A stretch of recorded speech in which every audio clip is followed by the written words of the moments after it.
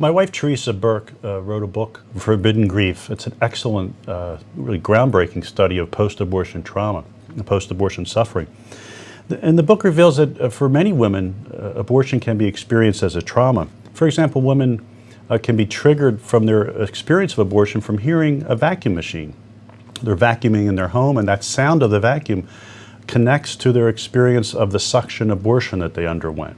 And it releases very painful and confusing feelings.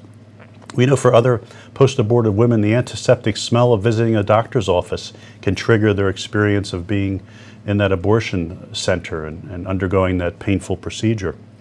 And sadly, even a newborn child, a newborn baby, and pregnancy can trigger some women and connect them to that loss that they've been unable to face in their lives, yet they need to face and to heal of, so that they can be free of the painful symptoms and these traumatic triggers, in a sense.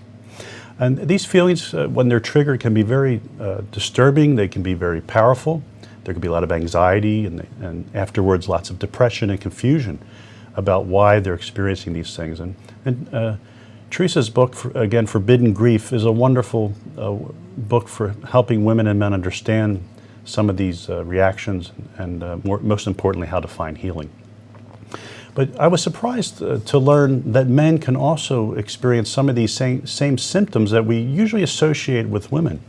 I heard an interview with 3 post-abortive fathers sharing about their experience of participating in the abortion of their unborn child and how they felt after that. One of the men is himself now a young father, recently married, and he shared that he had an abortion during his college years. The abortion took place with another woman, not his current wife.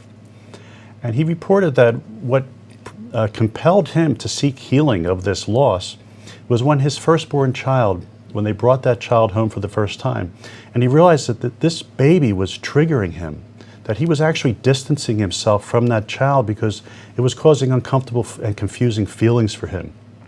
Of course, that unborn baby was triggering his post-abortive grief as a father, and it was, in a sense, also calling him to not only deal with those feelings and find a healthy expression of those feelings, but to reconnect in love with that child who was lost. In a sense, his living child was calling him to heal and reconcile his loss as a father so he could become a better and stronger father. And fortunately, thank God, this father was able to find healing.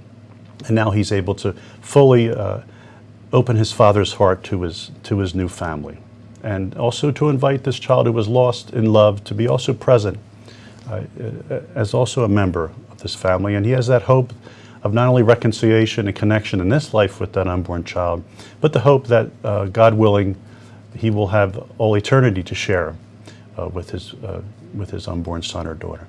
So for post-abortive men, they can also be triggered by children, by infants, and by the experience of being a new parent, perhaps by viewing an ultrasound of a wanted pregnancy. So we need to reach out to those dads and give them the good news of healing in Christ.